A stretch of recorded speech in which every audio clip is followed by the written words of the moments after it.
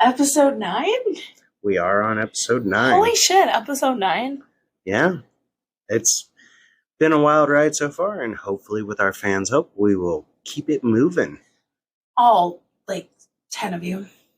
Yeah. Well, we're growing. It's fine. So you got any updates this week? I'm proud of our commitment. I am too. Oh, we had a fucking crazy ass day. Yeah, it's been pretty hectic for sure. I mean, we did spend time with the kids and had some fun, but other than that, it's been pretty wild. Adulting bullshit. Yes. That's what it's been. Adulting bullshit. Yeah. But we knocked out the to-do list, so. Most of it. I got a few things left to do. You get to enjoy the day tomorrow with Eli. Try to, yeah. I do want to say, before we get moving too far, that we do record in advance, so if there's any, things that change along the way, you might get this weird edit at the beginning or the end, and that's going to be us trying to catch up on the times, because, oops, we record too far in advance, or trying to. So, do you have anything special for the weeks? No, I don't think so. No? Okay. Well, we're recording right before the 4th of July week. It's the weekend before 4th of July. So, we're a couple weeks ahead. But that being said, the only one major shout out I have is to, how do I say this? Okay, so there's a guard shack in West Virginia that I spoke to on my way in to get loaded, and by the time I was on my way out after loading, this person was already listening to our podcast, and I want to shout out to that person and thank you for. We need fans. We do, and I want to say thank you for instantly looking at us up and listening to it, because that's just, people are so nice. Sometimes I've had other people just kind of tell me off, so yeah, I really appreciate it. You asked my coworker if he was going to listen to the podcast, and he just completely ignored you. But I mean, yeah, that too. That is on brand for this person. So, any discretions or disclosures? Yeah, mine's kind of graphic. It's a death and murder. Okay. So it's a little graphic. Yeah. Okay. If you're squeamish, be warned. For mine's going to be a little bit longer this week. Mine's shorter. Yeah, mine's longer this week than normal, or it may be. I don't know. Anyway, what I do have to say is user discretion is advised, because some of the things I may talk about may, depending on your belief system, may influence your personal background. So I will give you a heads up when I start talking about those things, okay? Okay. Ooh, hey, you know what what we forgot to tell everybody? What? We got our truck back today. We did get our truck back yesterday. Oh, yeah, it was yesterday. Sorry. I was excited about it. I know. I was driving it today to get Taco Bell, except we fucked up our Taco Bell order. Taco Bell didn't do it, but I was mad.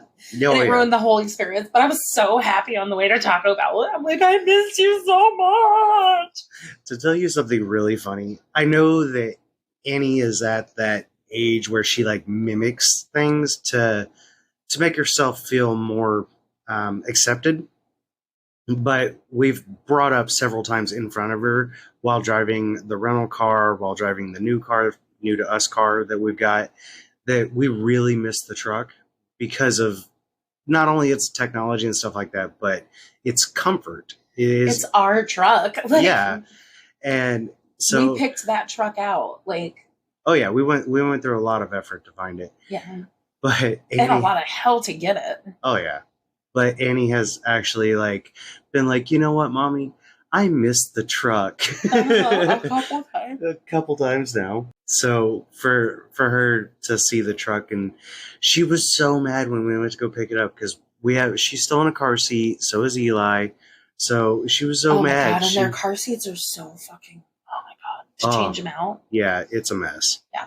But she was really mad that she didn't get to ride in the truck on the way home. So Cassie drove the car home and I drove the truck home, and I heard about it when I got home.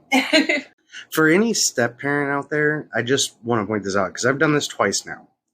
There will be, at any point in time throughout your period with a stepchild, you will come across the "you're not my dad" or mom scenario. It is hard every single time. But bite your tongue.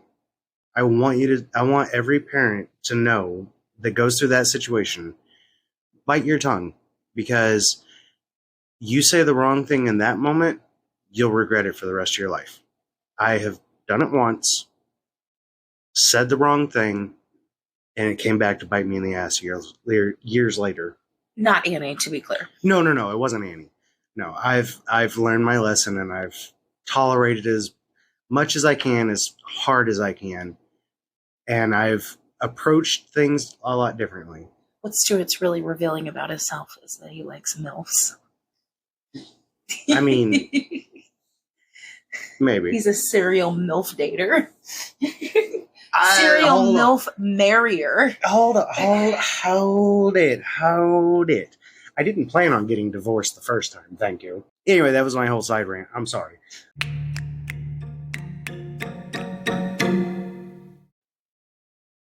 So, babe, what do you have for us this week? Yes, I'm going to start off by saying that all of the information I got for this episode is from historicalcrimedetective.com. When I was doing my research, I wanted to try to find interesting true crime stories that people haven't really talked about, which is hard to find, but at the same time not hard to find. Right, because, I mean, there's a lot of well-known popular stuff, but at the same time, there's a lot of true crime. Yeah. So anyways, I stumbled upon this blog and I really like it. I was just reading along and I found this in the middle of it. Notice to content creators, podcasters, YouTubers, bloggers, listicle regurgitators. That's one way to put it. Do not use this material without accurate accreditation to HCD.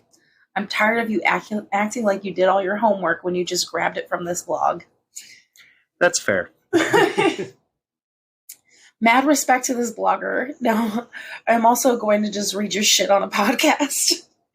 Yep. Which is also just all excerpts from books and newspaper articles. Okay. To be fair, if somebody else did the homework for me, that would be great too. I'd gladly just read out of a paper. Yeah. I will reference the books every time I use this blog. Full transparency here at This and That with me and you. I'm being honest about it. All right? Yeah, as we should be. I found this blog, attempted to do my own research that required me to buy books to read. And this blogger already did that, so thank you. Yeah. Here we are now. These stories are just too juicy to not share with our listeners, all three of you. Yeah, there's the last update that I saw on our analytics from where we actually record. Don't tell them. It was only 7 people, so but those 7, we do have a lot of actual listens all the way through, so thanks for that.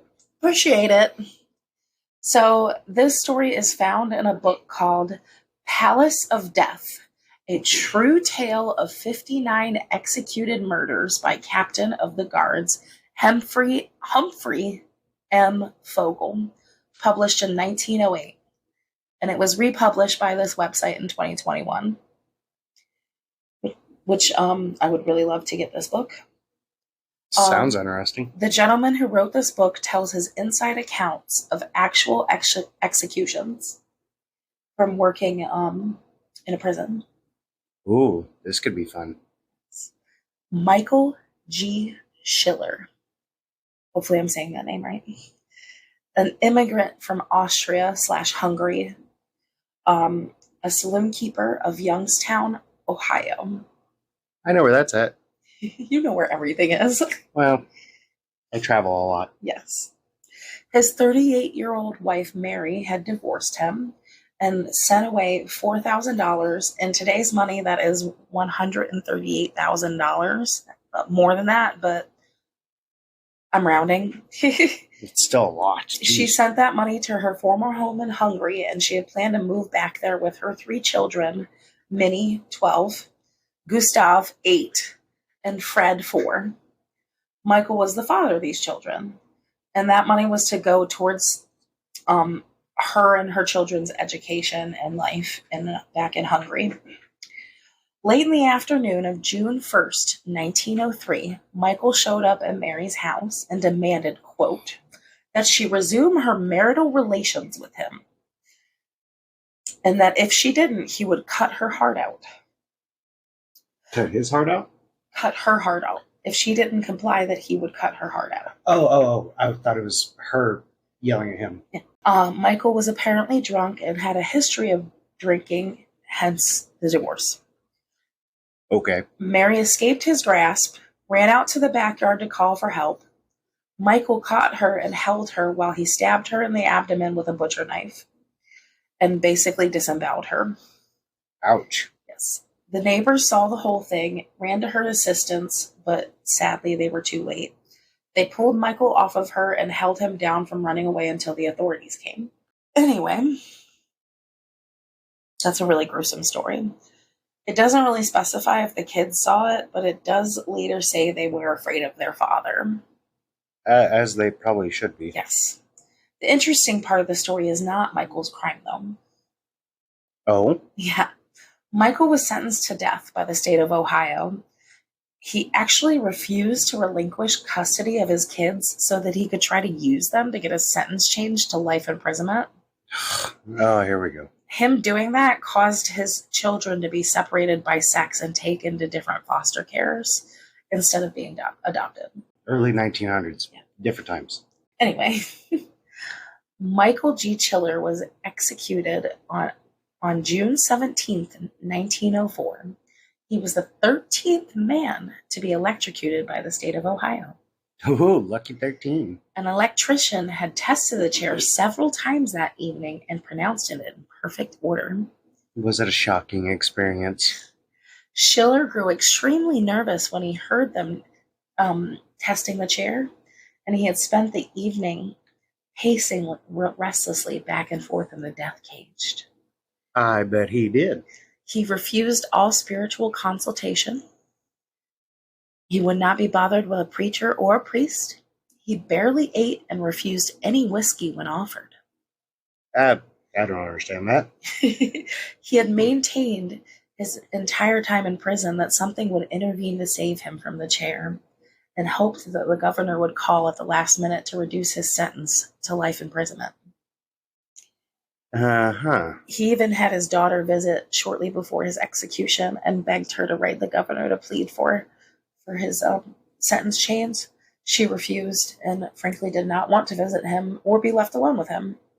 Yeah, can't blame her. Yeah, she begged the nuns that accompanied her to not leave her alone with him. Anyway, at 11:30 p.m., the attending cards filed into the prison barber. John O'Brien, a guard there at the time, said, "Well, Mike, it is time to prepare for this unpleasant ordeal."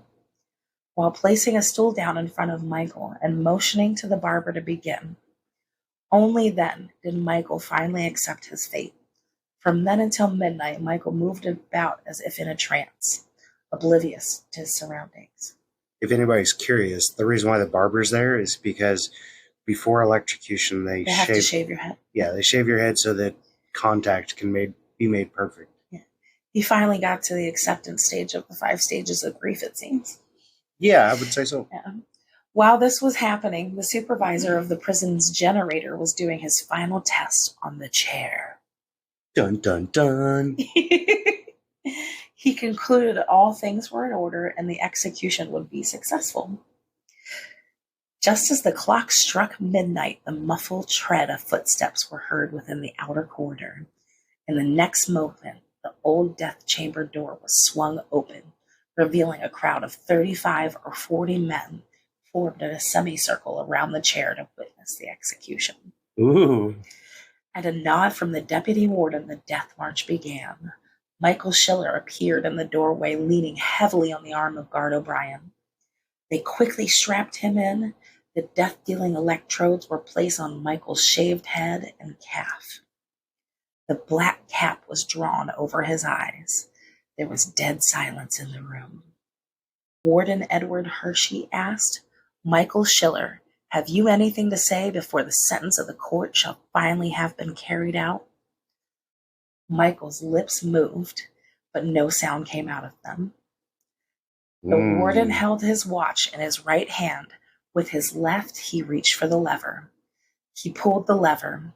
Michael's body shot upwards as far as the straps would allow. Yeah. As one does. There was a low hissing sound, and the 1,750 volts of electricity ran through his body. Wow, we got a real dramatization here. This is really good. This continued for 7 seconds. Then the current was reduced to 250 for the remainder of a minute. Then the current was shut off and the body relaxed. Oh.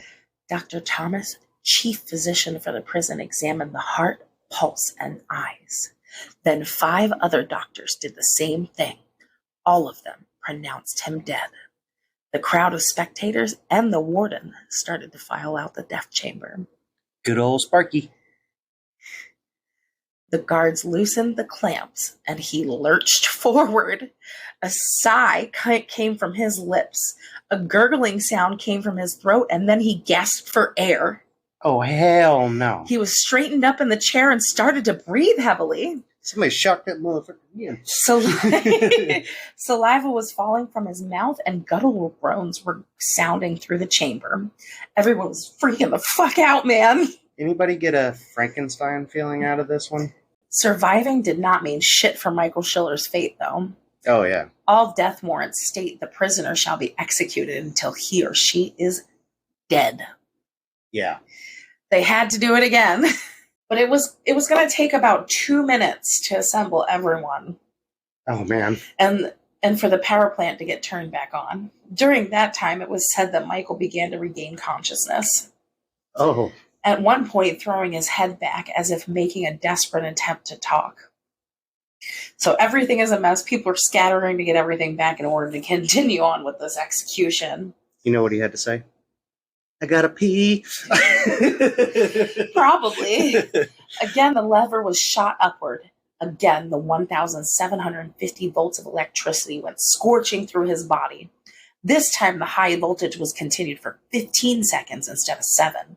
Like before, then reduced to 250 volts for the remainder of a minute. This time, the doctors made a thorough and careful inspection. I bet. After examining the body for 12 minutes, all declared he was dead, beyond a shadow of a doubt. I feel like there's a shadow of a doubt there. Once more, the crowd left. The body was unstrapped from the chair and carefully put on the floor, placed in the traditional position for burial. Then he was covered with a sheet and left there to await removal by the prisoner's cemetery crew. If you're about to tell me that motherfucker sat up underneath the... Nope. As the guards went to leave the execution room, Michael Schiller let out a long, pained groan. No. Just shoot him. God. The guards were horrified and looked in terror at one another. Yeah. Again, the gurgling sound came from the throat of Michael Schiller. Chief Guard O'Brien lifted the sheet, and a sickening sight met his gaze. Michael Schiller was gasping and struggling to breathe. The warden was summoned again. He was probably like, this fucking guy. Yeah. I want to clock out and go the fuck home, dude. No doubt. This time, the warden and the attendant physician came alone. There would be no spectators for the third and final execution of Michael Schiller. Yeah, he just really wanted his audience, you know. The voltage was increased to such an extent that no human being could come in contact with it and live. It literally burned the top of his head to a crisp. Ooh. The press condemned the prison for it the next morning, but who was to blame? Expert electricians were called from all over the country. All of them pronounced all of the equipment in good working order, which exonerated the superintendent of the electricity of the prison. The only plausible explanation stated in the book is that Michael Schiller had barely drank any water in the days leading up to his execution. Yeah, being super dehydrated would definitely stunt the electrical flow through your body. I didn't know that. Because, well, I mean, water is a transmitter, but your blood is not. If it is not highly hydrated, electricity doesn't actually flow through blood like you would think it would. Oh, good to know. Yeah, only if you're planning on electrocuting somebody. Listen, I've messed with enough electricity in this household. Nope. I don't. Nope. I will stay dehydrated. In the book, it states, quote, "The black population of the prison all declared that it was because he was the 13th man to die in the chair." I said something about that. Lucky 13. On a final note from the blog, the Akron Beacon Journal reported Moses Johnson was executed the following night. It took 5 applications of electrical charge before he was pronounced dead. He remained seated in the electrical chair the entire time. No context there if they just did it 5 times to be sure he was dead, or he actually survived 4 times before the 5th one did him in. So, that's my story. Oh, shocking. Oh my God, you're so cheesy. I love you. It was electrifying. Man. All right. You're right. That was very short, but it was more upbeat than normal. I'll give you that. I mean, no pun intended. Wow. I knew you were going to like this one. That one had you on the edge of your seat. It did. That was very fun. I am super impressed and super sorry for the guy having to be electrocuted that many times. However, he deserved it. I mean, what he did to his ex-wife, absolutely. Yeah. Oh, by the way, he withheld all of his money that he inherited from her, from his kids, until he had a monument put up for him. Oh, for him? Yes, to honor him. Like that, all of that money they had to spend. He had the lawyers liquidate everything that his ex-wife had and he had, and told them that they couldn't give a dime to the kids until he had a monument put up in his honor. What an asshole. Yeah, I forgot to add that in my notes. I just remembered that. Old Sparky definitely. I have a picture of him for Facebook. Do you want to see it? Hey, just so you know, if you decide to watch this on YouTube, listener, because of Cassie's reference last week, I have started doing it on episode 8 and episode 9 that we're recording now. Putting the pictures on the video? It will be in the video as we bring them up, so you can see them. Kind of honestly looks like a picture I have of a family member. Like, the mustache. So I have a photo. Weird story. I have antique furniture that's been in my family for like 100 years. And a piece of that furniture is a oval shaped picture frame with a photo in it. And it looks a lot like that. Well, that's creepy. Well, for anybody who doesn't want to go on our Facebook or watch the video on YouTube. Or Instagram. Fuck Twitter, though. So the guy has a typical early 1900s appearance. He's clean shaven except for this super bushy, Frenchy curled mustache. Handlebar mustache. I mean, he's just typical, ordinary guy. Although he does look like he's wearing a toupee because it's parted perfectly down the center and has these weird flappy things. I don't know. I don't understand. And he's got a cute little, polka dotted bow tie. His eyes are kind of creepy, though. Yeah. Well, babe, that was definitely... It was an interesting and fun story. I'll give you that. That was great. I appreciate the true crime that you can get a giggle out of sometimes. Even though, like, the start of it was not great. No. Pretty gruesome, yeah. So, whew. I don't know. I kind of feel like it's karma. He had to get electrocuted 3 fucking times after what he did to his ex-wife who bore his 3 kids. Right. And to basically say that if you... Essentially, what he was saying was literally, you either let's do the deed in the bedroom, or I'm going to kill you. He deserves something like that because it's not right. Now, the guy who wrote the book, in the book, he states that he killed her for money. So I'm not sure the context of marital duties meant sexual relations. But, I mean, you could definitely construe it that way. Right. I just assumed because of his aggressive nature that that's what he was going after. But I may be completely... And he was drunk. Yeah. But, I mean, I may be completely incorrect on that one, so I'll give you that. Okay. Hey, I forgot one more detail to this story that we're adding in. Oh, yeah? What did you forget? So, I don't know if a lot of people knew this, but divorce wasn't really common back in the early 1900s. And in fact, it was hard for a woman to divorce a man. And I wanted to give some context to the divorce. Before Mrs. Schiller obtained her decree of divorce from Michael Schiller, Schiller had been sent to the workhouse, having beaten her until she was scarcely able to appear against him. Yeah, that's true. Early 90s, actually, I don't know, that was all the way into like the late 50s, early 60s before divorce was even acceptable. Yes. At least on the woman's behalf, because like a man could get rid of a woman, but a woman couldn't do anything. So the times have changed. Yes, but anyway, that's how she was able to obtain a divorce from him. That was a detail I felt was important, that he had a history of beating her. And as a saloon keeper, he had a history of alcoholism, and I don't think I emphasized on that very much. Yeah, I'm glad you said something, because I mean, that's true. It takes real guts to stand up against your abuser in the first place. Yeah, she's actually an incredibly strong woman, and she took some of, presumably, his money to send back to Hungary. Right. Yeah. Hungary, Austria. I'm assuming they were both the same country at this time because that's how it's referred in the article. Hungary, Austria. Like yeah, I don't remember what year, but they were the same country at one point. Yeah. Yeah, I'm not really good with my World War history, so I love World War history, but the timelines, it's too much. Yeah, and the 19 to like 1910, I think that was pre-World War I, so. Right, true. All right, well, thank you for the extra information. Mm-hmm.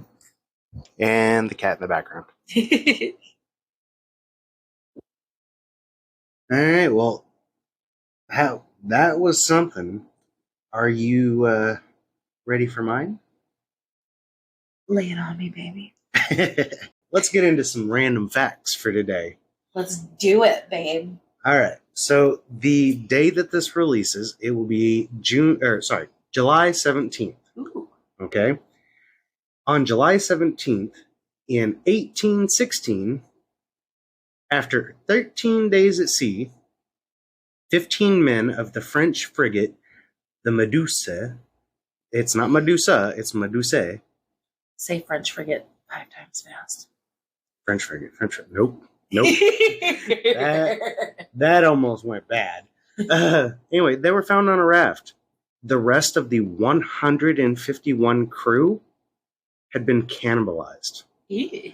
It is one of the biggest cases that is least recorded, because there's it's a maritime law, and I don't remember when it was put into effect, but cannibalizing for survival is still massively debatable in the justice system. As whether or not it's legal? As whether or not it is not necessarily legal, but is truly needed to survive. Yeah, like, I mean... It was only 13 days. Even if you're in the ocean, like... Salt water can kill you. Yeah, but can't you eat a fish? Right, that's what... I mean, you might get food poisoning, but you could still eat a raw fish. Right, that is something that's brought up several times in maritime historical events, is that whether or not, like, because there was one where it was a crew that were stranded in the Caribbean. The question was, in the Caribbean, it is so easily accessible and viewable in the water to see some fish that are relatively close, even sharks, which would be a difficult task, but there's ways around it. But at the same time, I would eat a fucking bug before I'd start thinking about eating a person. I'm sorry. You say that, but you never know. Raw people? Like... No. Cannibalism does not necessarily mean raw. I know, but, like, you're out on the ocean. How do they cook them? Like, 'cause then you've got a fire on a boat. Like, I mean, yeah. Isn't there a way to filter, like, ocean water into drinking water? There is. That is also another big thing, especially with more modern maritime. And can't you just survive on water for quite some time? You can survive longer on pure water, not salt water. Well, I know you can't survive on salt water. Right, but you can survive longer without food than you can without water. However, modern maritime rafts, like your dinghies and survival rafts and stuff like that, are actually built with a tarp on them now, specifically for the purpose that you're talking about, making fresh water to drink. So I have two other random facts to move us forward here. In 1861, on July 17th, the U.S. Congress authorizes the use of paper money. Yay us. I was just listening to Two Hot Takes earlier today where they were talking about, like, we literally put value on things. Like, money isn't real. Like, I have brought that up a couple times I know. Now. That's a hot take right now. Yeah. I love Two Hot Takes, by the way. In 1938, Douglas Wrong Way Cornigan, I don't know how to pronounce his name. It's Cornigan! Yeah. It's corn! He leaves New York to fly to California, and he winds up in Ireland. So his nickname, Wrong Way, kind of contributes to the fact of him flying constantly. Like, it isn't his first time of going the wrong way, but it's definitely the most notoriety one, because how the hell do you wind up in freaking Ireland? Because you have to cross an ocean. There's no ocean between New York and California. How do you mistakenly buy a ticket to fucking... No. He was the pilot. Oh, okay. No, he was the pilot. Okay. All right. So, moving past the facts, are you ready to pull out the sage? I'm so ready. Except it's in the basement. Oh, yeah.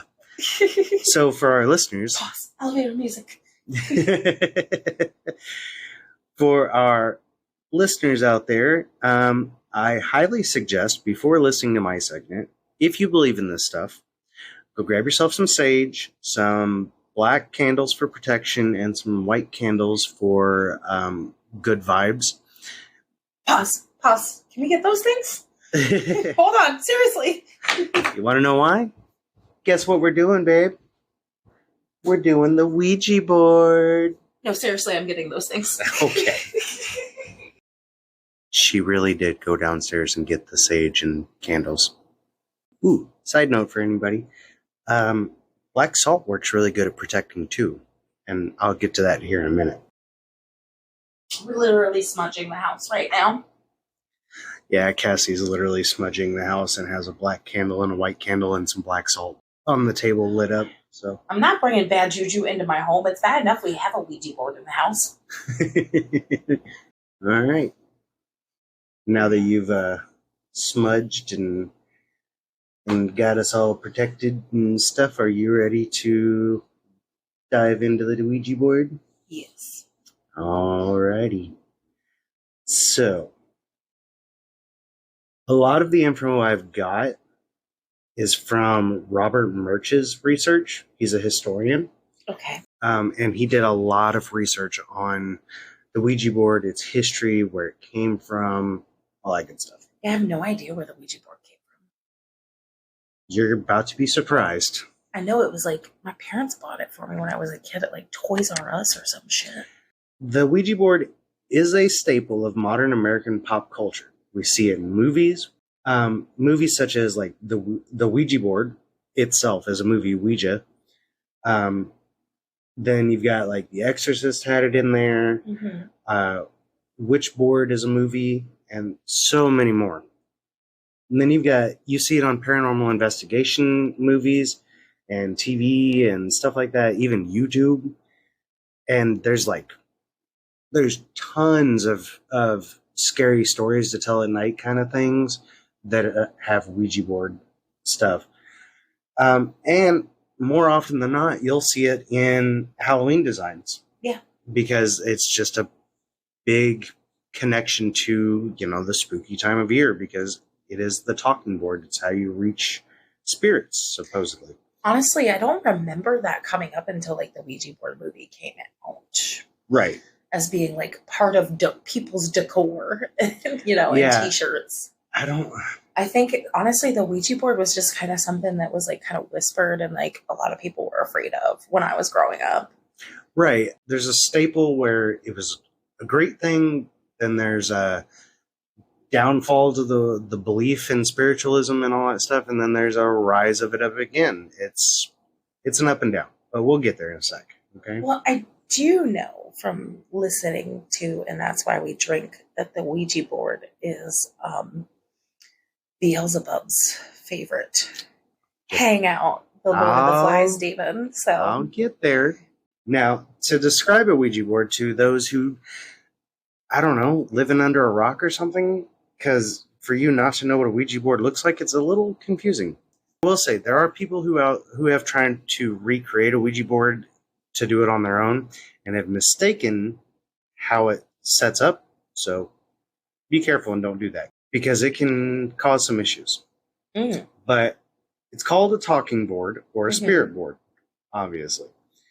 The board has to be flat. It's usually made of a wood or a very firm plastic in modern times.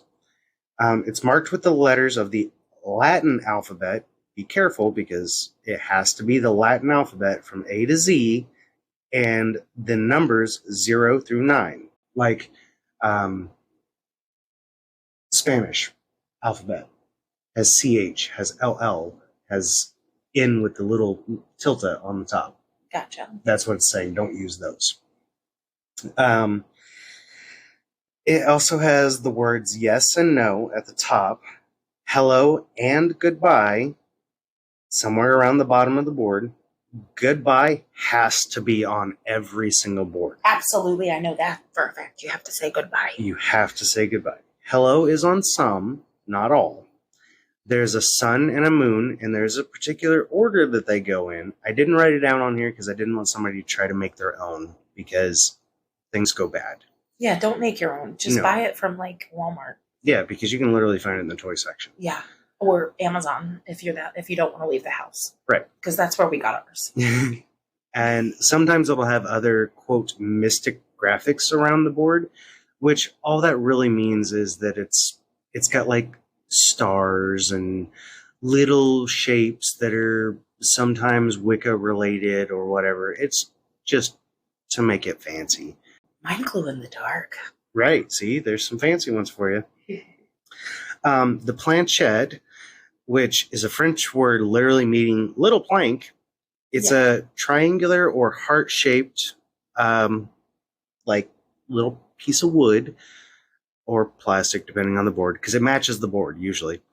Now you can find them in freaking any shape, which is kind of derogatory is what it was put as towards the use of the Ouija board and the planchette. Like I said, it has to be the same material as the board. Basically, there was a different type of way of using the Ouija board back in the 1800s compared to now. So planchette is built different so that it differentiates itself from that use. And this is that use, okay? So slightly raised, the planchette is always slightly raised. Yeah. The reason for it being slightly raised is because the hole in the center that everybody thinks about as the looking glass is actually used to hold a pen or a pencil for automatic writing. Oh. It's not to find the letter. I know, it's weird. That's creepy. Interesting. Yeah. And to tell you about how old the Ouija board is considered, the very first documented mention of using a talking board for automatic writing is in 1100 CE during the Song Dynasty. Wow. Yeah. And then, dropped. Yeah. Oh, yeah. And then the planchette, depending on how fancy you get or whatever, it typically will have similar graphics as the board itself. The planchet's used as a pointer to determine the letters, the numbers, or replies to questions using yes or no or hello, goodbye. And for those who have a hard time because they tend to forget the word planchet, it's called a planchet for the Ouija board's purpose. Some people have called it a plank or that little pointy piece of wood or whatever. Don't do that. It's called a planchet, please. And this is respect to people who really follow the Ouija board use and spiritualism, etc. It's for their benefit that you should know the word planchet. I know it's a lot, and I'm getting kind of spicy over it, but I feel like people who have belief in spiritualism and the use of the Ouija board deserve respect for their beliefs. Because we're forced to believe, or not believe necessarily, but respect someone's belief about Christianity. We're supposed to respect Christianity, but people make a mockery of the other religions. Yes. Right, exactly. So the United States was founded on freedom of religion. Yes. So again, I'm getting off topic, and I'm sorry, but I get kind of pissy because I may not follow Wicca or pagan or anything directly, but I find it interesting enough and wish people would find more respect for stuff like this, especially with what it can do. Mm-hmm. The planchet, going back to what I was talking about, is contributed to belief that the objects can foster communication, and basically it's believed that using your body or your energy, the spirits or whoever you're talking to are using the twinges in your muscles to move the planchet across the board. That tracks. Yeah. That tracks. Honestly, I'm kind of conflicted just because I have very construed. I don't know what's real from my childhood memories, and what I do remember is hard to remember. But I have memories of using the Ouija board and it being very scary. And I confirmed that with my neighbor, Monica. Shout out to Monica if she ever listens to this. I love you, girl. It was some freaky shit. I know that. Mm. Believe it or not, most people are more, not perceptive. They have more of a belief of it being terrifying experience as children because of just the woo-joo juju that goes with the idea of a Ouija board. Okay, well, on the non-skeptical side, on the believer side, mm-hmm. children are known to be able to be more susceptible to the paranormal. Agreed. On the skeptic side, children's imagination, they don't know the difference between imagination and reality. Mm-hmm. So even if they're imagining that they're on the Ouija board talking to a demon, it's a story they've made up in their mind, they might remember it as reality. To give a little more validation to what you're saying, sleep paralysis is a thing. Yes.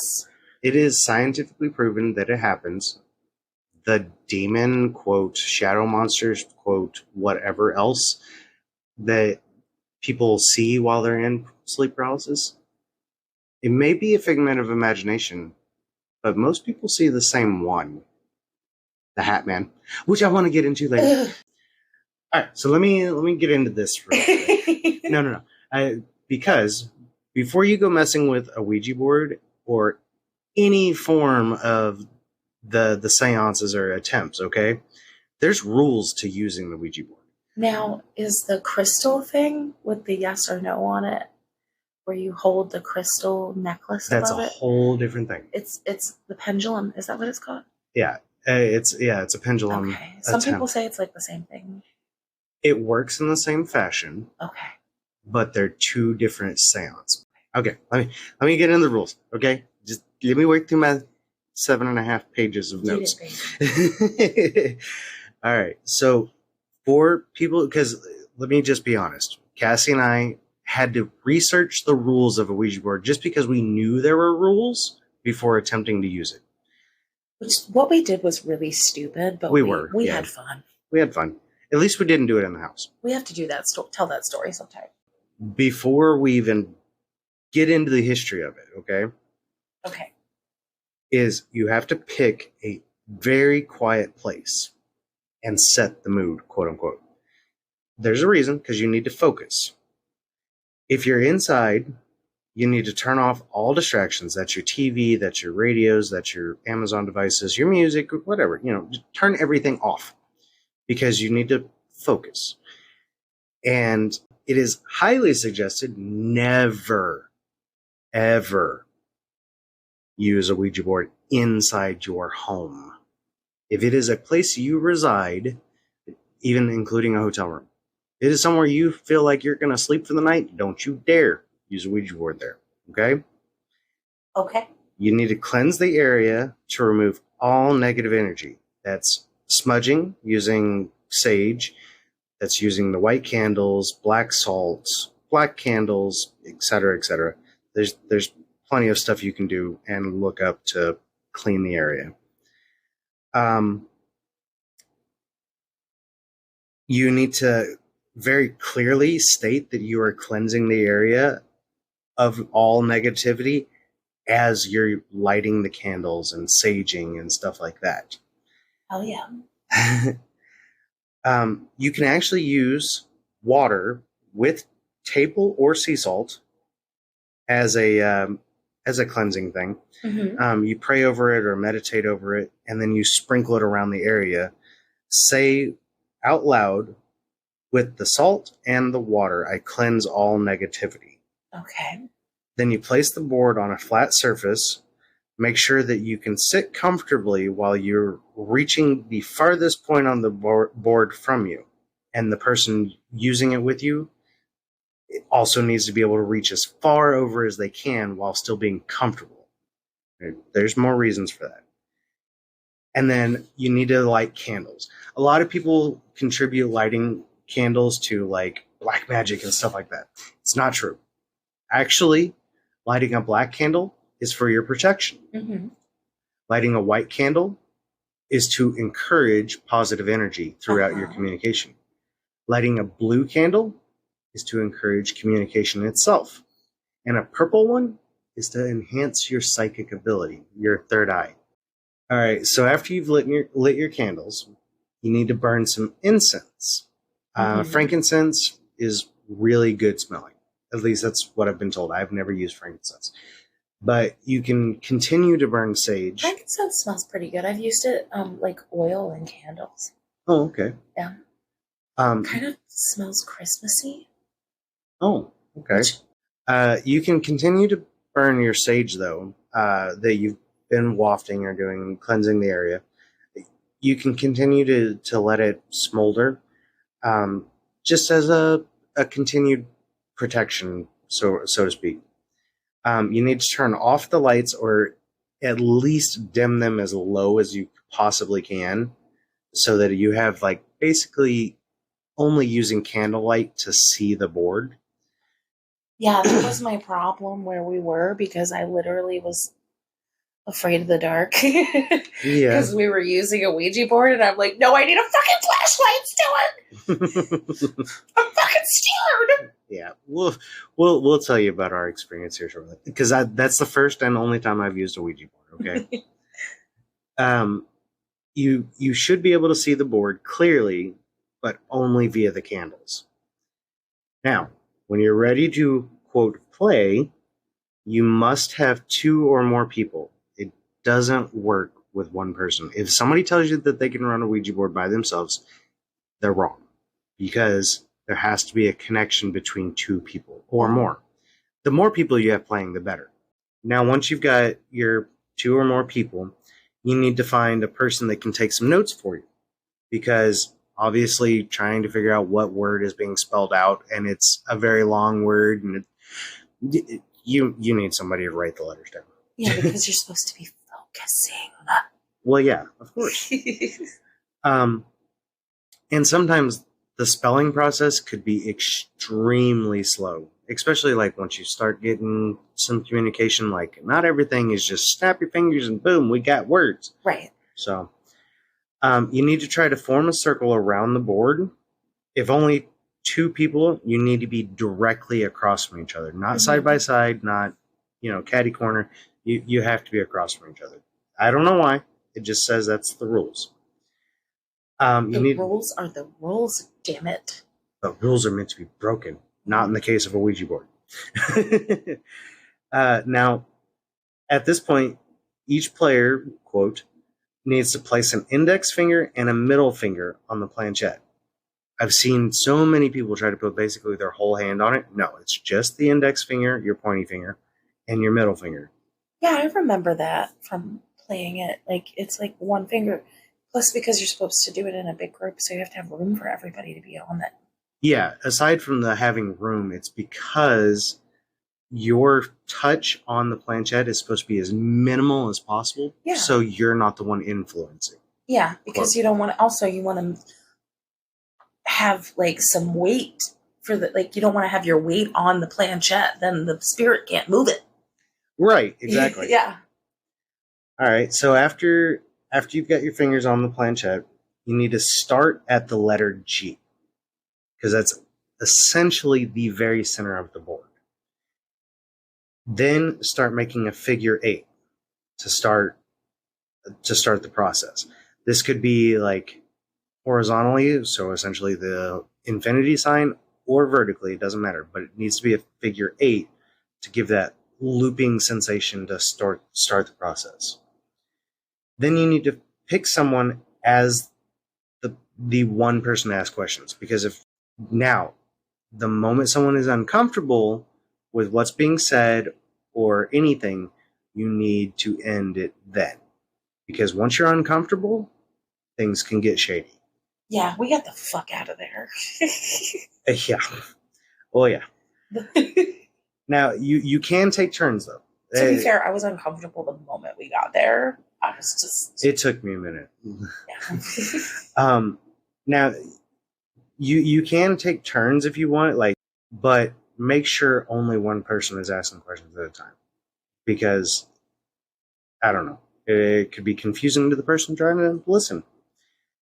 But make sure you stay with that one person as long, in long duration. Don't switch back and forth.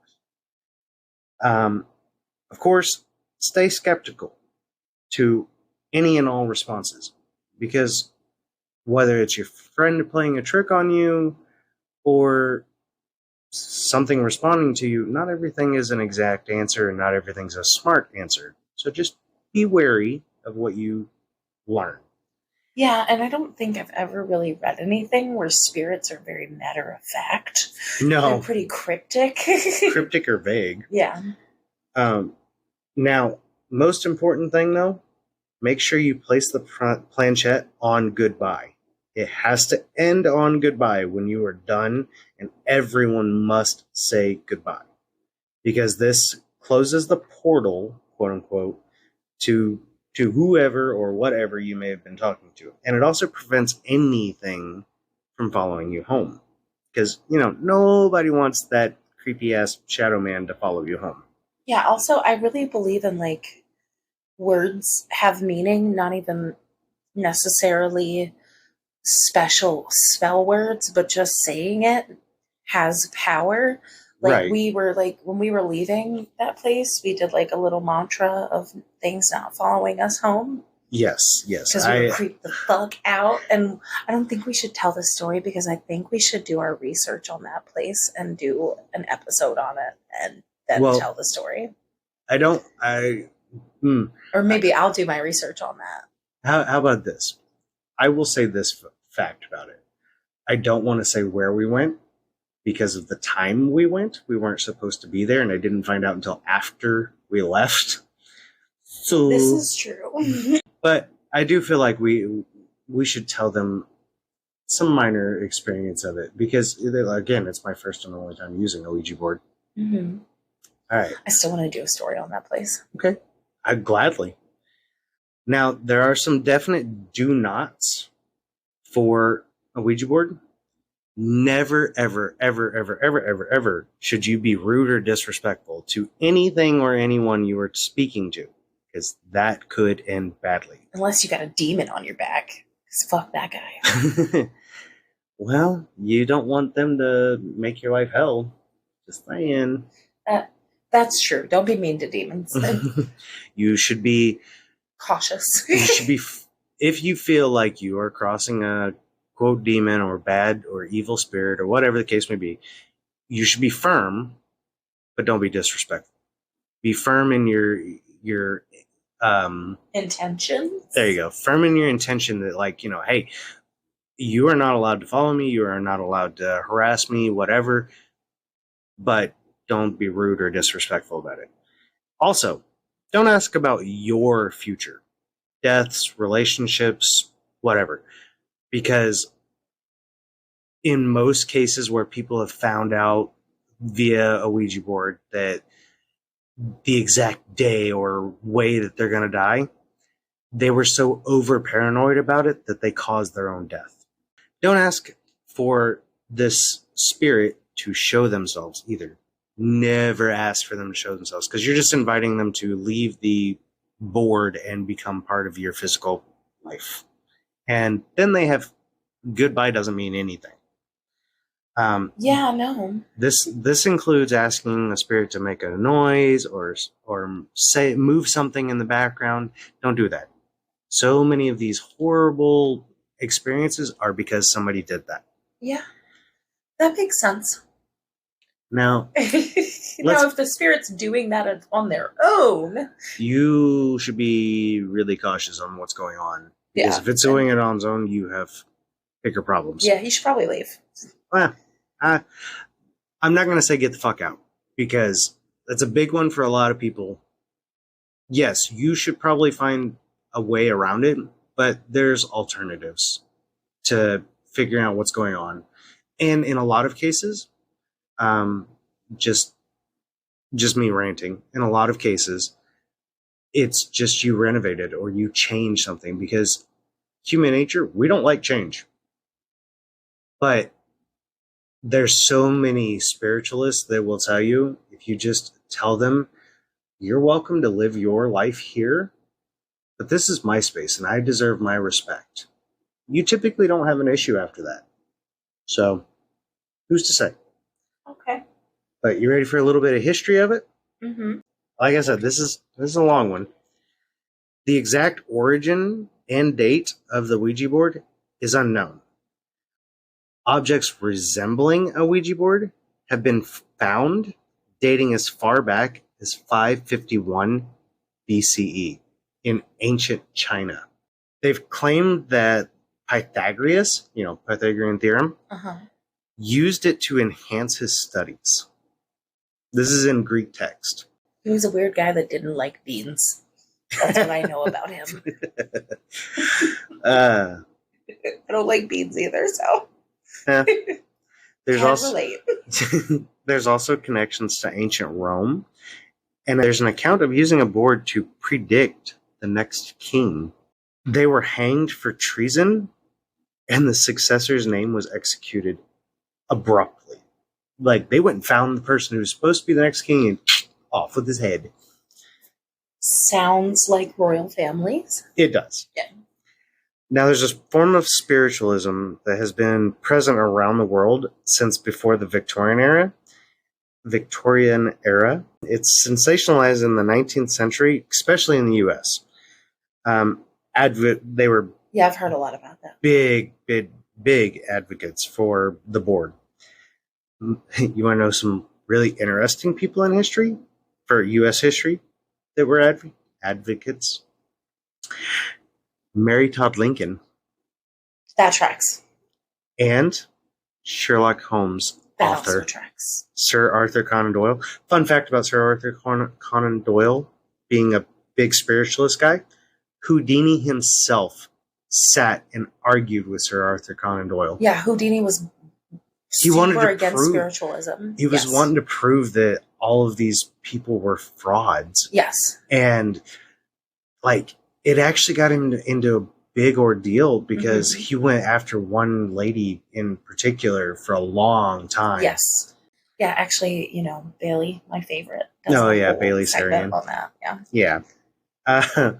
There was growth in popularity contributed to the Civil War. Okay. This was after so many Americans were losing their husbands and sons. Everyone was just finding a way to give their last words to their respected person. Yeah, this is also when they like to take pictures of their dead family members and stuff. Yeah, that was a thing. It became so popular that by 1886, the news had reported on talking boards in the spiritualist camps in Ohio.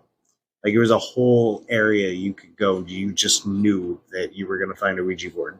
In 1890, Elijah Bond patented the very first modern Ouija board. He was in Baltimore, Maryland. He was an entrepreneur. He was taking advantage of the talking board craze, obviously. And his sister, Helen Peters, supposedly was a spiritualist, asked the Ouija board what it should be called. It named itself Ouija. It's highly debated on that, whether that's true or not, because in French and German, it means yes, Ouija. And in Egyptian, it literally just means good luck. Which, two fun facts about that. After it said Ouija, the board said, hey, they call me Ouija. It said, good luck. And another fun fact, because Elijah Bond patented the Ouija board, his tombstone has a Ouija board on the back of it. That's kind of cool. Yeah. And I will have a picture of it to prove it. That's really cool, actually. Yeah. Now, making this Ouija board itself, it became an instant moneymaker. Of course, go figure. Yeah. They sold nearly 2,000 a week. Holy shit. Yeah. There was continued spikes in use and purchases throughout time of uncertainty. This includes World War I, the Jazz Age, Prohibition, the Great Depression, World War II. In 1944, over a 5-month period, there was a New York store that sold 50,000 boards. Oh, that's a lot. That's a lot. Yeah, that's definitely a lot. In the Vietnam era, 1967, of course, the Summer of Love and race riots, there were over 2 million boards sold. It outsold Monopoly by a lot. And it's still pretty far up there. It's starting to be back on a climb. Yeah, it's kind of crazy that it's considered a game, though. I know. Yeah, the fact that it's sold as a game. Yeah, like it was family game in the kids section at fucking Walmart. Yeah. Buy the toys. The 20th century craze heightened more during the 1800s, and it's starting to come back, but not quite as strong as it was in the 1800s. There was crimes being blamed on the board. They were like claiming that, hey, I was told to do this. This includes on the 6th of March, 1930, Clothide. You know what? I don't know how to say that name. Anyway, somebody from Buffalo, New York. Admitting defeat. Yeah. Somebody from this person from Buffalo, New York.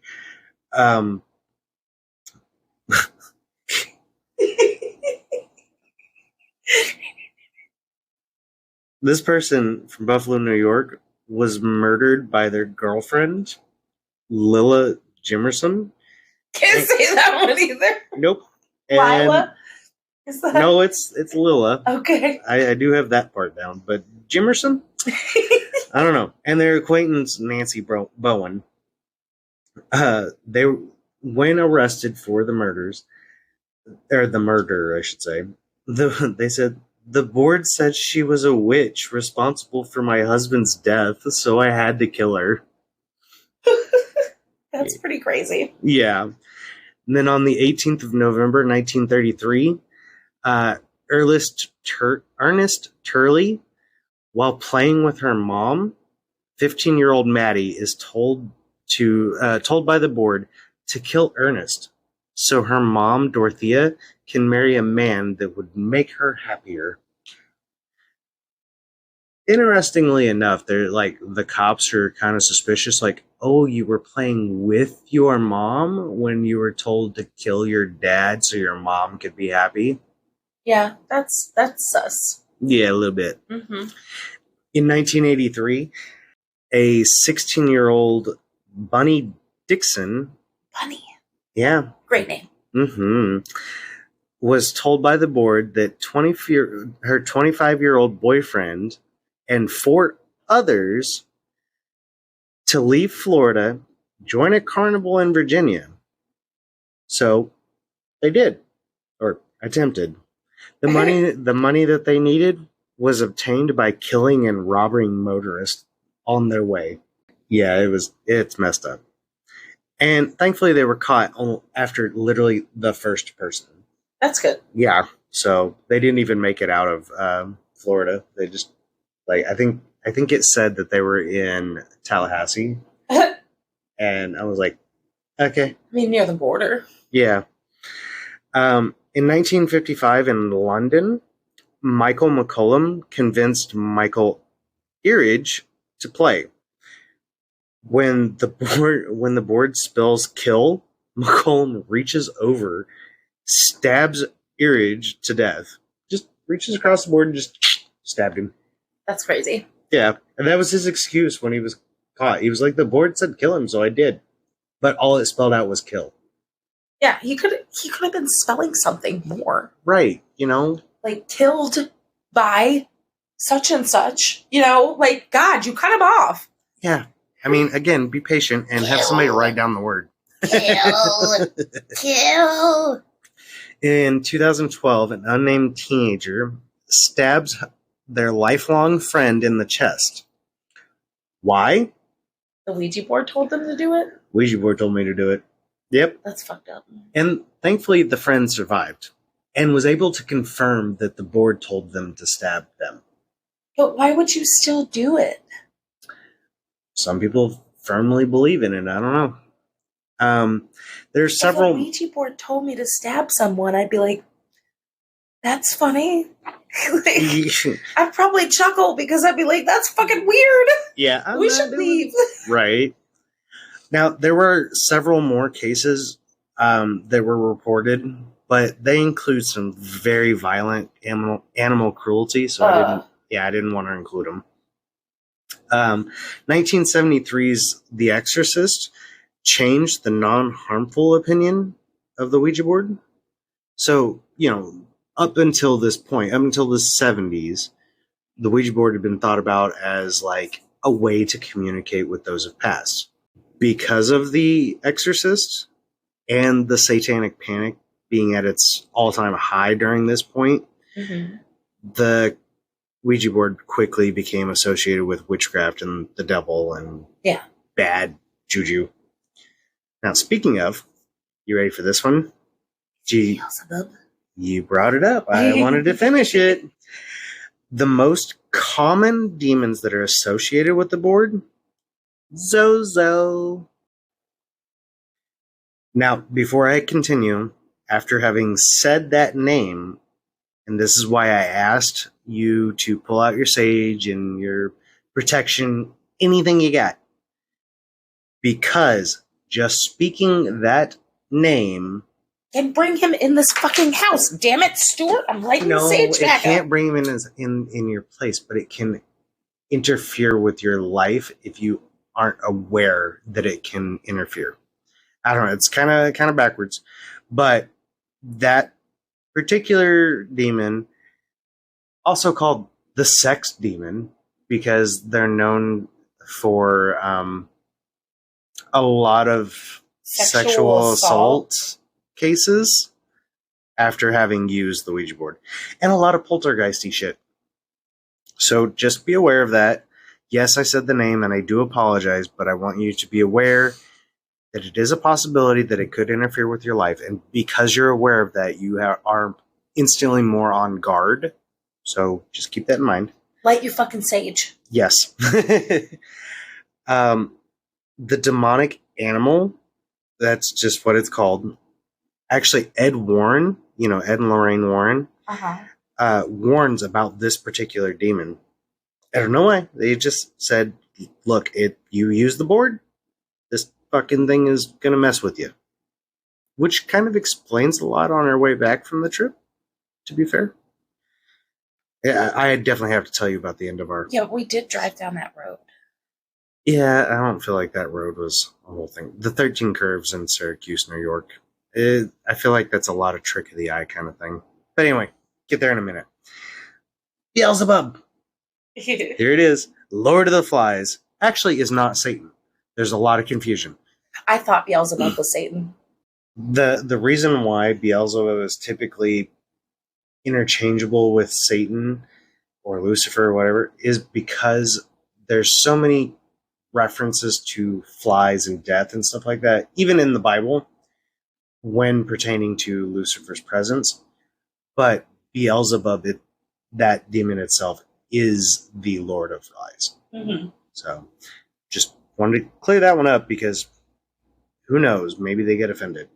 A seal, that just says a seal, is, ooh, I gotta be careful. I have a note on the back. Don't say this anymore. Oopsies. One of the electors of hell, summoned just like Beetlejuice. Don't say the name 3 times in a row. Oops. I got really close there. Sorry. Yes, you did. You said it twice. But this one has a supernatural reference. The TV show Supernatural. It's the yellow eye. Yeah, we do love that show. It's the yellow eye demon. That is the demon itself. Bastard. And that is what I have for you. The Ouija board is...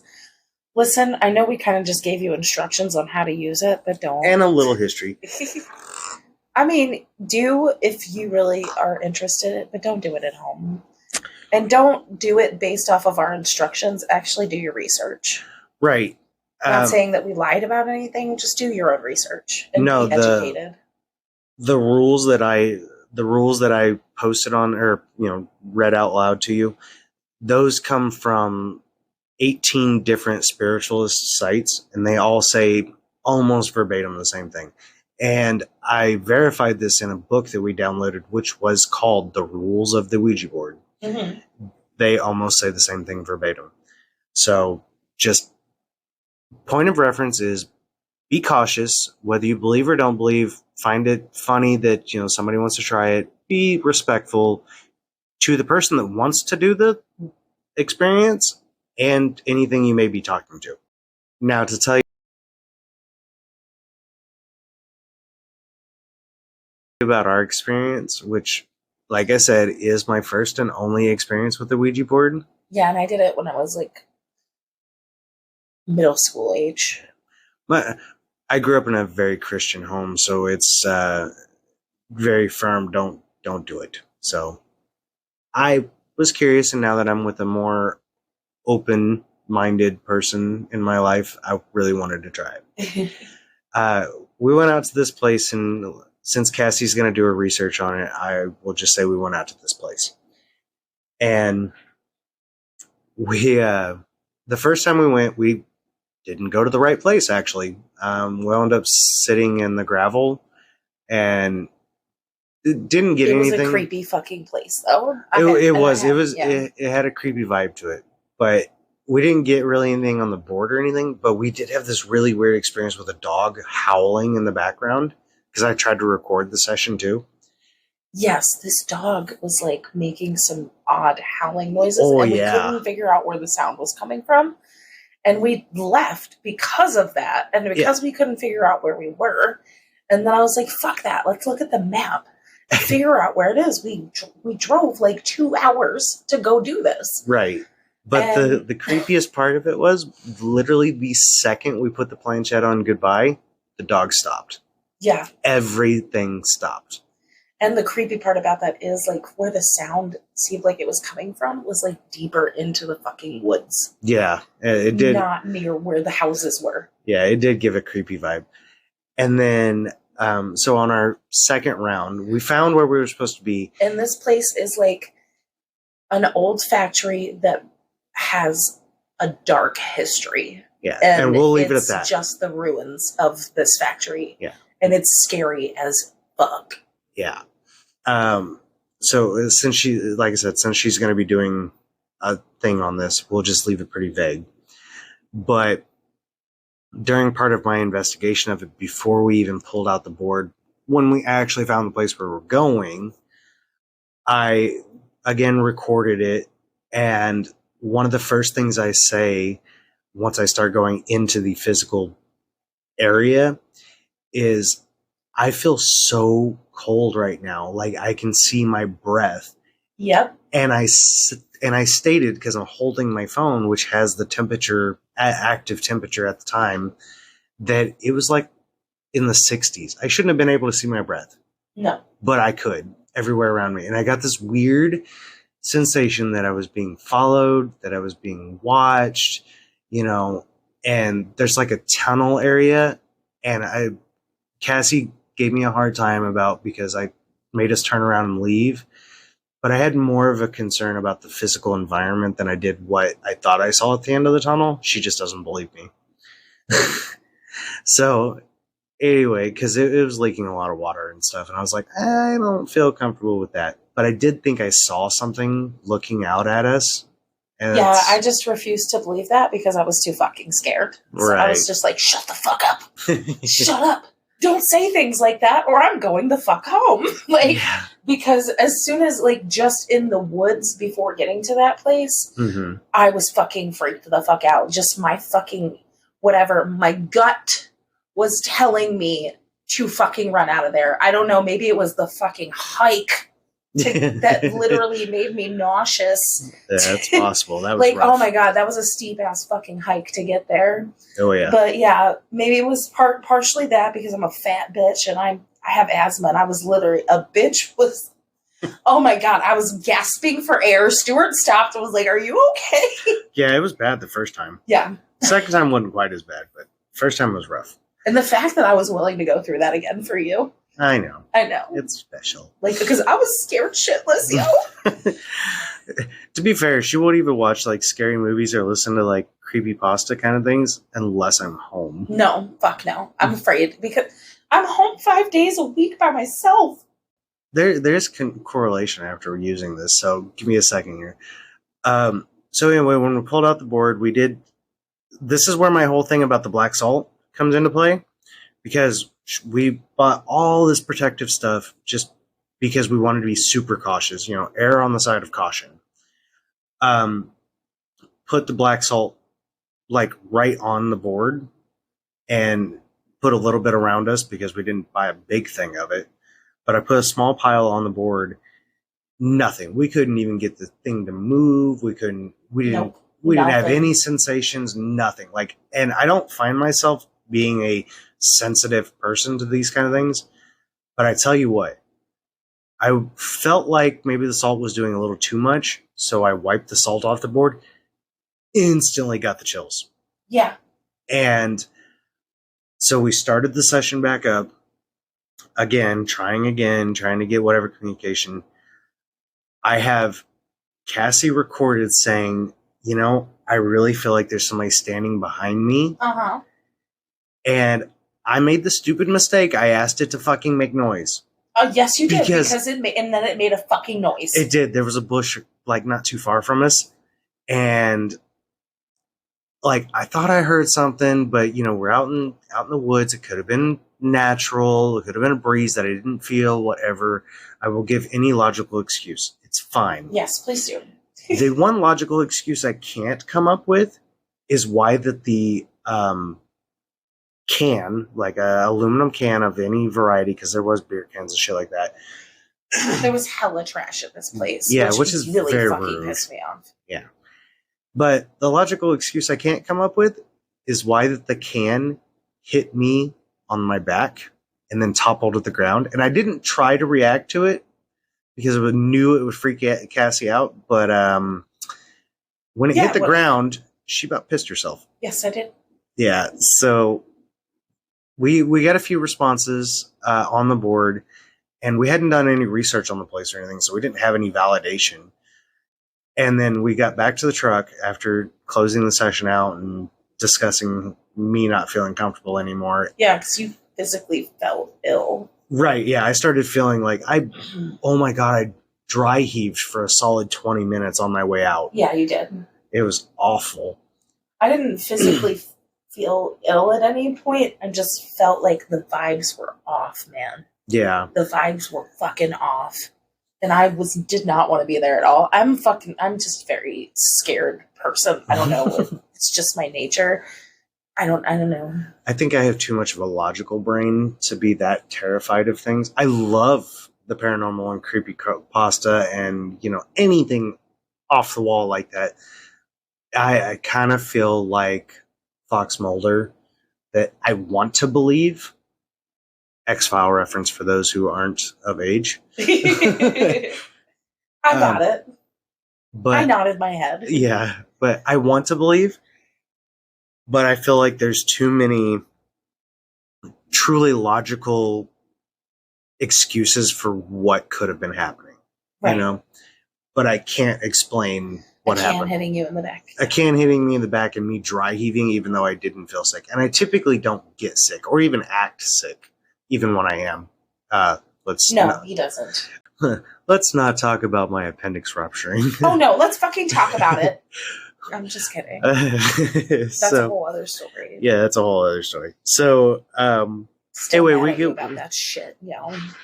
I know. To clarify, I'm mad because he refused to go to the hospital for weeks. Yeah. And he was like deathly ill, and I knew he was deathly ill. And then I knew it had to be something like appendix rupture or something like that. And he was just being adamant that he wasn't going to see a doctor. And he almost fucking died. My quote is, that's why I'm still mad. My quote is, and to this day, my quote still is, I will not go to a doctor unless I'm dying. And I was, so. Yes, you were. And you still owe me a steak dinner for that. I know. Wait, I've bought you a steak dinner before, all right?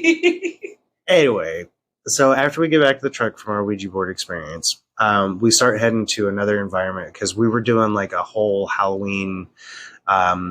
We were doing a paranormal tour. Yeah, we did like a paranormal investigation of upstate New York in a way. Like just things that were affordable to us that were within driving distance in New York, because New York is fucking huge. It's not just New York City. For those of you that don't know. Like, we went to the Rolling Hills Asylum, which was a 2.5-hour drive one way. And it was fun. It was fun. It was creepy, but it was fun. It was creepy as fuck. And I highly suggest it if anybody's willing to travel to it.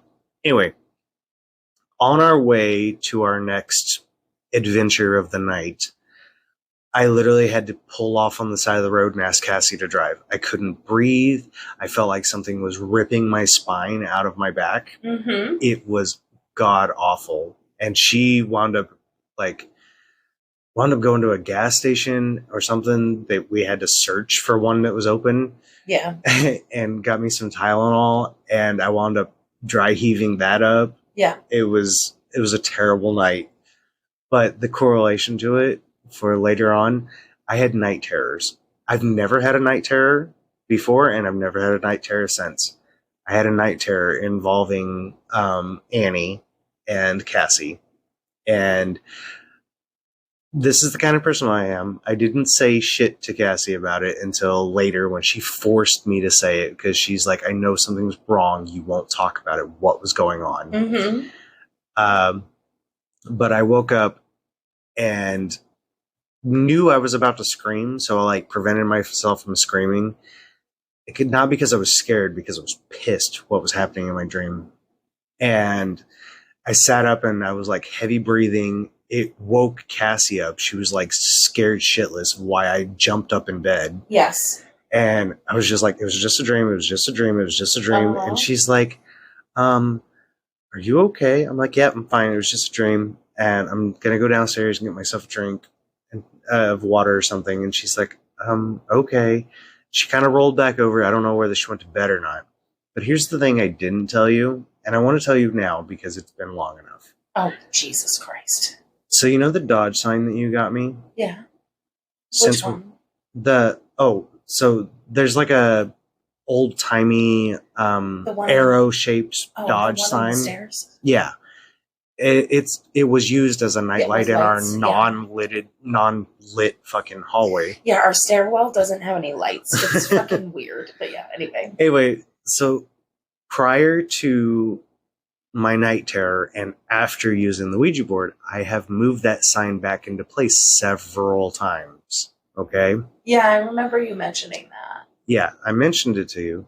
But that night, I moved that thing back into place. Which, when I say move back into place, it's hung on the wall by a screw, and the easiest bump will push it like completely catty corner. This thing was wedged from the screw, completely horizontal, and it is a vertical sign. So I put it back into place, and I start going, okay, that's fucking weird, whatever. Make my way down the stairs, and something runs past me. Babe, I have to live in this house. Now, hold on. The door was open. The front door was wide open. We have cats. By the way, cats wouldn't come downstairs at this time. What the fuck? Yeah. So, get done with my night terror. All right. Downstairs. See this fucking thing run past me. I don't know. I can't say it was humanoid. It was a flash of shadow that ran directly across in front of me out the front door. I'm in my skivvies, people, and luckily not naked. Luckily not naked. But when okay, not to get too personal, but I do sleep semi-clothed because of the kids, because they have a tendency to come in the room. Yeah, as kids do. As kids do. So I run out the front door, and not to give away too much about our house, but if you run out the front door, there's no way you can get from the front door out of view that fast. Right. Because there's the street right in front of our house. We have maybe 15 feet of yard, and the driveway's on either side. I can see pretty far back on either side of the house. If you had happened to go through the bush that connects to our neighbor's house, I would have heard it. Like, right. There's no way you could get around. Nothing. Nobody out there? Nobody was out there. Not even a car. Like, everything was quiet. That's creepy. It was very creepy. We live on a busy street. Yeah, we live on a very busy street. I went and personally bought a huge stick of sage that night. Aside from what she already had. I smudged the house. I have a Native American background. I'm not enough Native American to be claiming it, but I've followed enough Native American stuff in the past. I called a person that I know that's Native American. They did a blessing over the phone, like on speakerphone for me while you were at work. And secrets.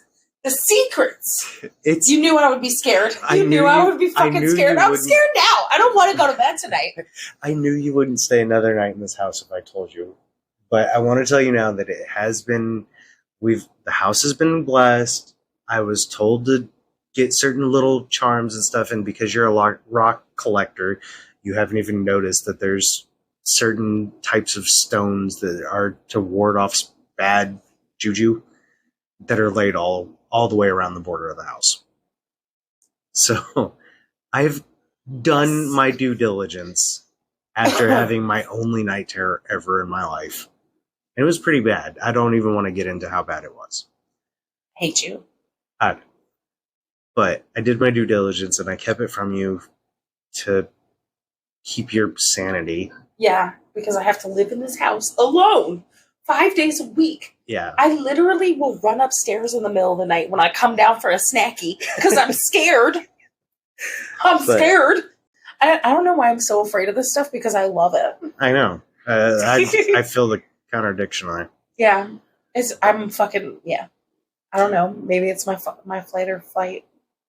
I don't know. Yeah. Fight, flight, or fleas. Yeah. And I'd be scared.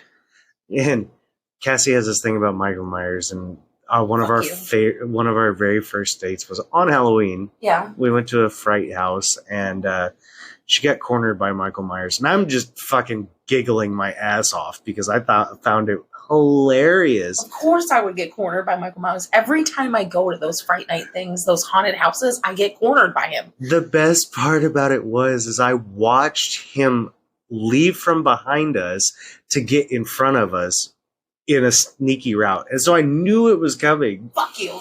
And I was just like, well, I know she's terrified of it, but I want to know what she'll do. Because, some people no, fuck you, quack. Just beat the shit out of somebody. Yeah, but to be fair, you're not allowed to touch them. They're performers. They're real people. Yeah, and they're even not if allowed. You are scared. And they're not allowed to touch you either. So, but I wanted to see what you do. No, she panic froze. I froze. Yeah, because there was nowhere for me to go. He was coming up a stairwell at me. Oh, yeah, and he was coming up a narrow stairwell at me. I'm a big bitch. What was I going to do, run past him? It was the most perfect approach for a Michael Myers situation. Yes, it was. Because he didn't even have the knife out. He was just walking very slowly. Up the stairs. Menacingly. And he gets inches from her. To the point where I think her asthma was about to, totally wreck her ass. Because she was hyperventilating. And I, put my hand on her shoulder and I kind of gave the, hey, knock it off to the dude. And he looks at me and he grunts. And if Cassie had not been willing to move the moment I touched her, she probably would have pissed herself because the weirdest noise came out of that dude's face. And I have to give him props, whoever you were, dude, you did a great, fantastic job. It was awesome to see Cassie go into meltdown mode. There was nowhere for me to go because he was on the right of me and there was literally a wall on the left of me. And I knew if I turned to him to run, he would have stopped me because he was laughing his ass off at me being scared. That's not true. Okay. No, I have been in enough situations where people are truly terrified to know that no, you need to assist, not hinder. So I would have assisted if it had gotten bad enough. I don't know. I kind of feel like I'm over the Michael Myers thing now. I'm okay to watch the movies, but I still not alone, because I can't watch horror movies alone at all. I just get scared and then I can't sleep. Yeah. That's what it boils down to. I get scared, I can't sleep, and then I have nightmares when I do eventually sleep. That's how it all started with Michael Myers. Right. I blame it on my parents. They sheltered the shit out of me.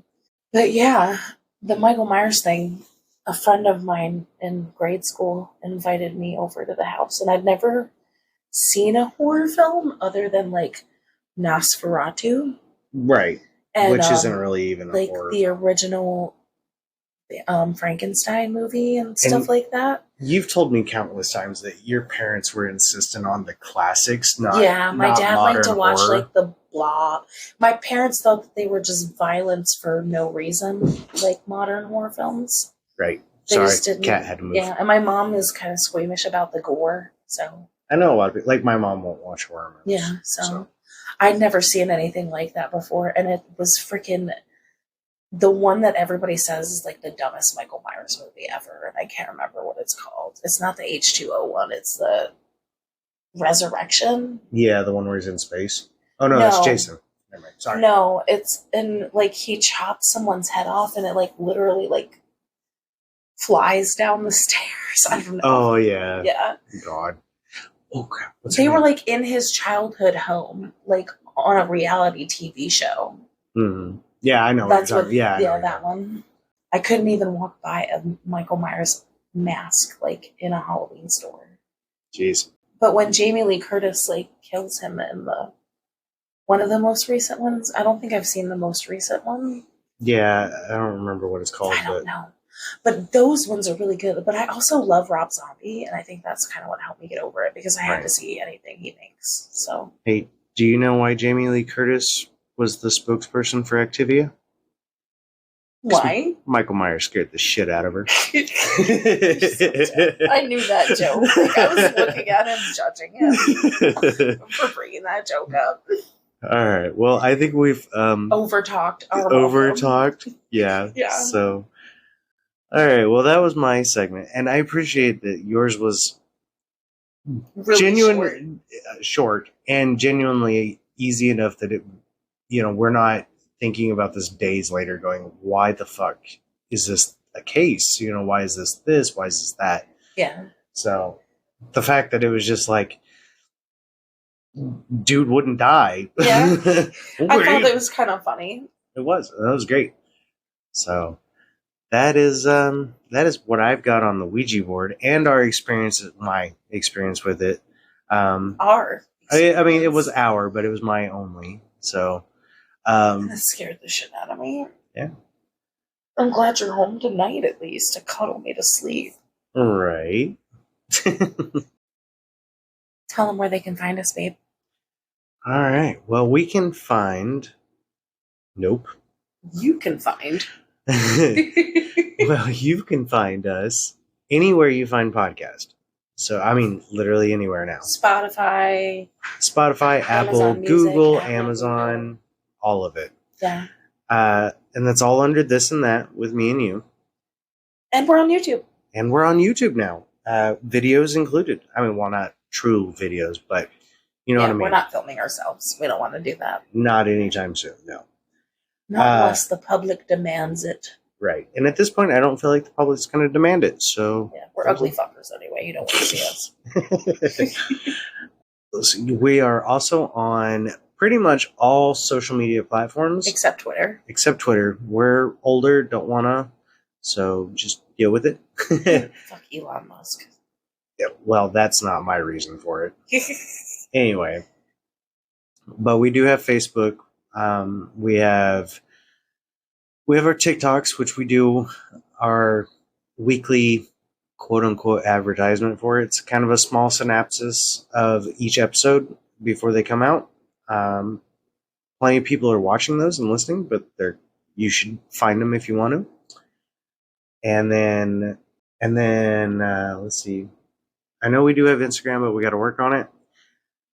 But if you have any comments, suggestions, or a story, or like if you have an experience of a true crime in your real life, like anything. Yeah, tell us about your Ouija board experience. Yes, come on. Please email us at tatwmay1@gmail.com. That's tatwmay1@gmail.com. Because we want to talk to you guys. Like we have no friends. Yeah, that's true. Yeah, I have one friend. I've got two really good friends, but they are super long distance. So I mean, I talk to one guy once a month, and the other one I haven't talked to in a long time.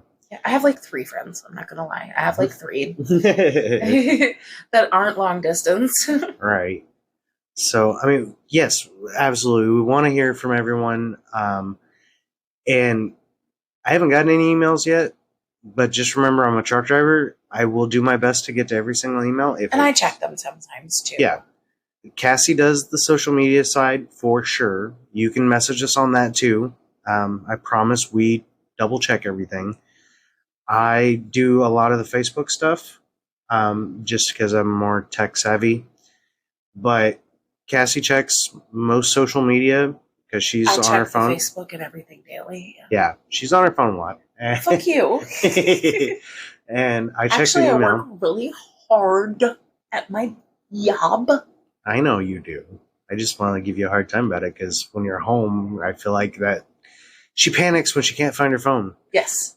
But I mean, there's a word for it. ADHD and I lose everything. So. But there's a phobia now. It's like called motophobia or something like that. No motophobia. I don't know. It's literally the fear of not having your phone with you. Oh, I feel like I have that. Yeah. And I don't know, it's weird. Anyway. And I get mad at you when you don't have yours. I know. Oh my God. How many times have I gotten yelled at? Because I go into the same store with her present. Both of us together. Meltdown because I didn't have my phone with me. And I'm like, okay.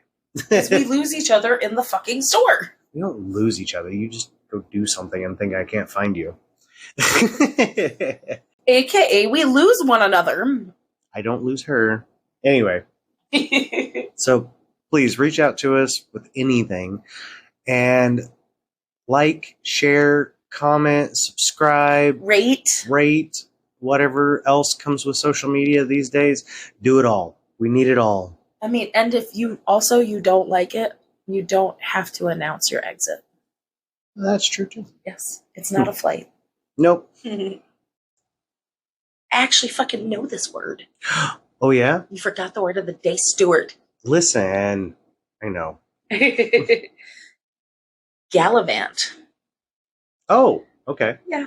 That's to travel, roam, or move about for pleasure. To go about usually ostentatiously or indiscreetly with members of the opposite sex. Mm. After graduating from college, Jay spent a year gallivanting all over Europe before coming back home to find a job. There you go. I have a dumb question.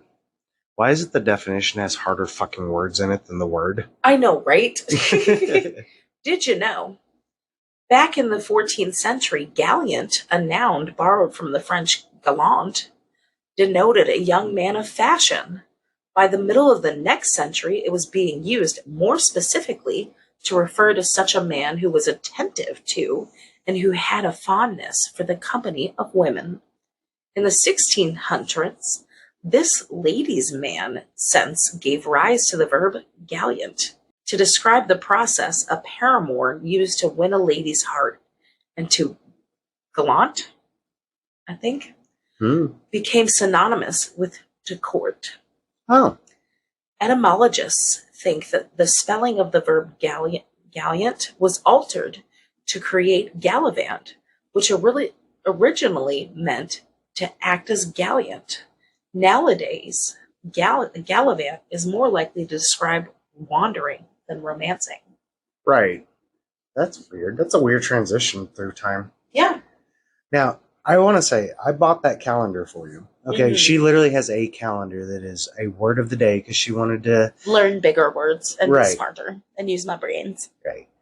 I recently found out, I'm sure that this is old news by now, but there's a list show that I watch that's typically just random facts. Uh-huh. Okay. The main person on there created Fault in Our Stars, the book. Uh-huh. He's the author.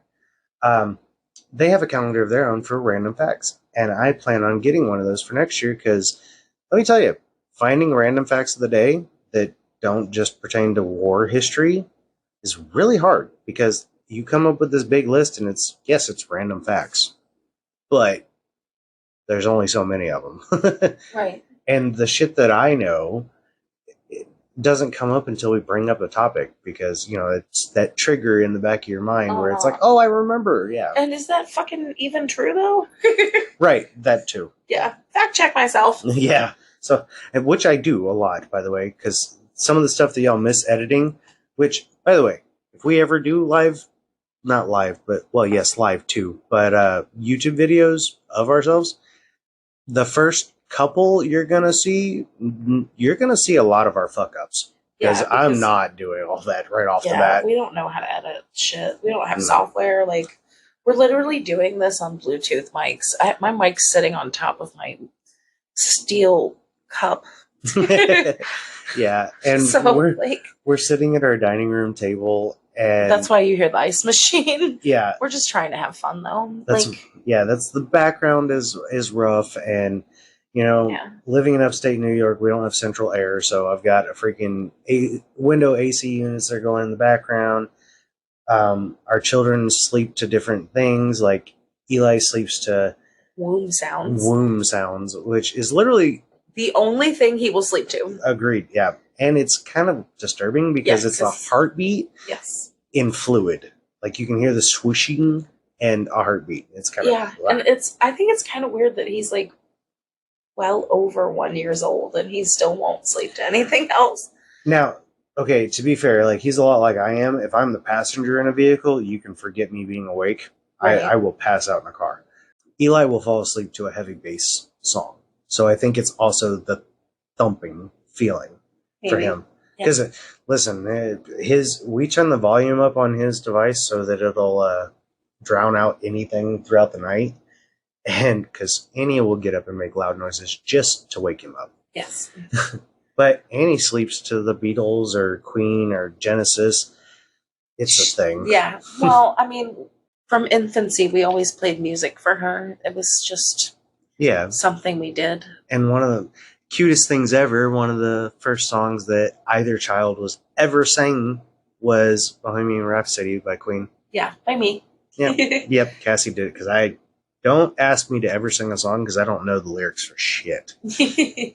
And I suck at singing.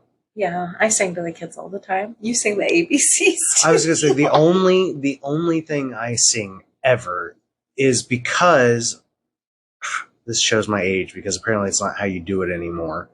But when I was growing up, this ABC song is Twinkle Twinkle Little Star. It's the same tonnage. Mm-hmm. And because I could sing Twinkle Twinkle Little Star to him, but I want to encourage knowledge in his head, I learned how to tweak the ABC song into kind of a lulling sound. And then I added 1 through 11 on it too. So if anybody wants that, I can record it for you because I do this weird, deeper singing to him. And I don't know why. Cassie can't do it, but I can do it. I can make him pass out singing that song. Yeah. I sing Dream a Little Dream of Me to him, and sometimes it works, sometimes it doesn't. Yeah. That's what I can sing to him. He's also started to get in the stage where he wants to fight sleep because his sister has never taken a nap. Mm-hmm. God. Since I've been around, that child will refuse and fight a nap. And then be a jerk the next day for being tired. So which we all are. Be a jerk for the rest of the day because she won't take a nap. Yeah. Yeah. She hasn't napped since she was like 1.5 at least. Yeah. So there's a little personal life for you. Yeah. That went into a whole rant. It did. Sorry about that, guys. Might get deleted. I might just delete that. All right. Well, I guess we'll talk to you next week. Yeah. I'm Stewart. I'm Cassie, and that was This and That with me and you. All right. Take it easy, guys.